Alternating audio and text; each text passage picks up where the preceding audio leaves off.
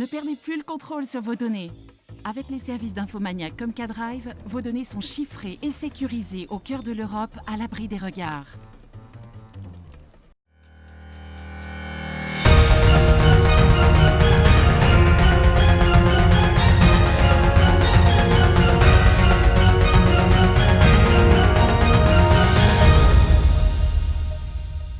Bonsoir à tous, bienvenue dans votre journal du jeudi 12 novembre 2020. Tout de suite les titres de cette édition. Mettre en place un refuge pour chats, voilà le projet associatif de Marie-Laure Aubriot, la présidente de l'association Le Refuge du Perthois. Une microcrèche qui en a tout d'une grande vient d'ouvrir ses portes dans la Marne à Vitry-en-Perthois. Un reportage à suivre dans un instant.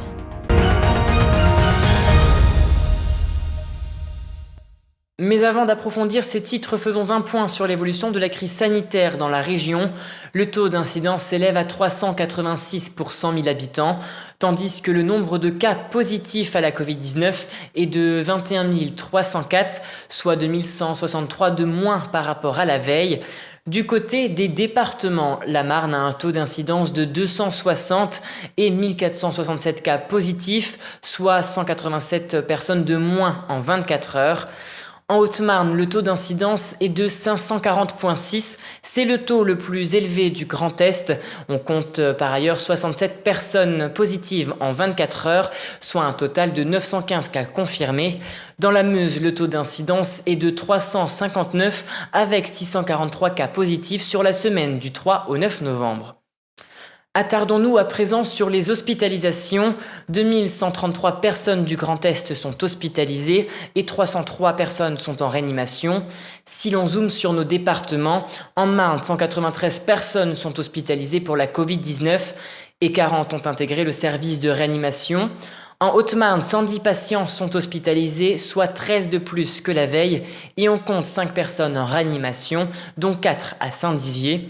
En Meuse, 56 personnes sont hospitalisées et 4 en réanimation. Et enfin, 107 personnes ont pu rentrer chez elles et 23 sont décédées de la Covid-19.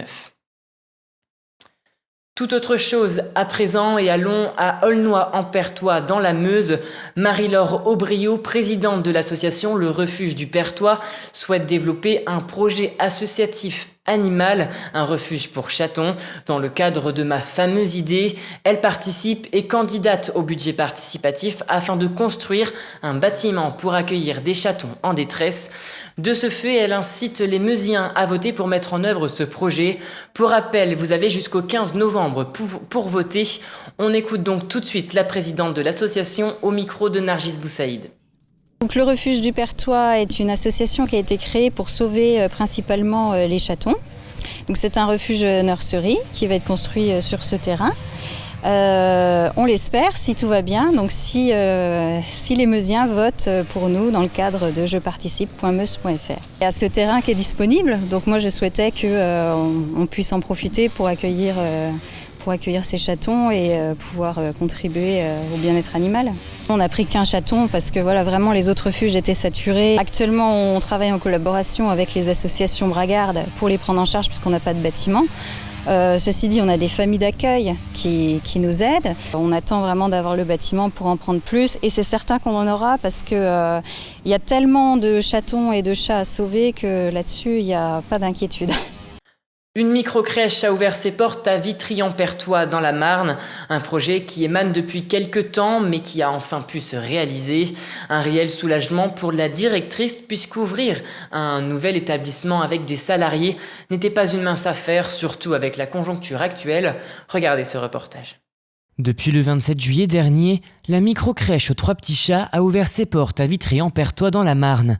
Une ouverture retardée à cause de la crise sanitaire. On aurait aimé satisfaire des parents qui avaient des besoins au mois de juin déjà, fin mai, début juin. Mais des retards un petit peu administratifs nous ont fait attendre fin juillet pour pouvoir ouvrir définitivement. Mais rapidement, la microcrèche a su trouver son public. La capacité d'accueil est limitée à 10 enfants en même temps, âgés entre 2 mois et demi et 3 ans. Mais les places sont très demandées. C'est une microcrèche privée, on accepte tous les enfants de n'importe quel village, et on en a quand même beaucoup qui sont de Vitry-en-Perthois ou des alentours, mais on peut en avoir qui viennent de plus loin parce que les gens, c'est le passage du travail à la maison.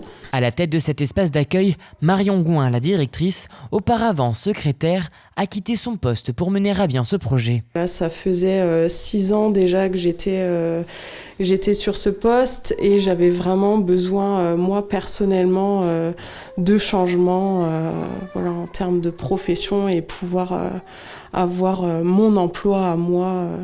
Nichée dans une habitation réhabilitée, cette micro-crèche veille au bien-être et à l'épanouissement des bambins, tout ça dans un esprit familial. Les parents ont vraiment besoin de petites structures comme nous qui soient familiales, où on peut accueillir 10 enfants en même temps.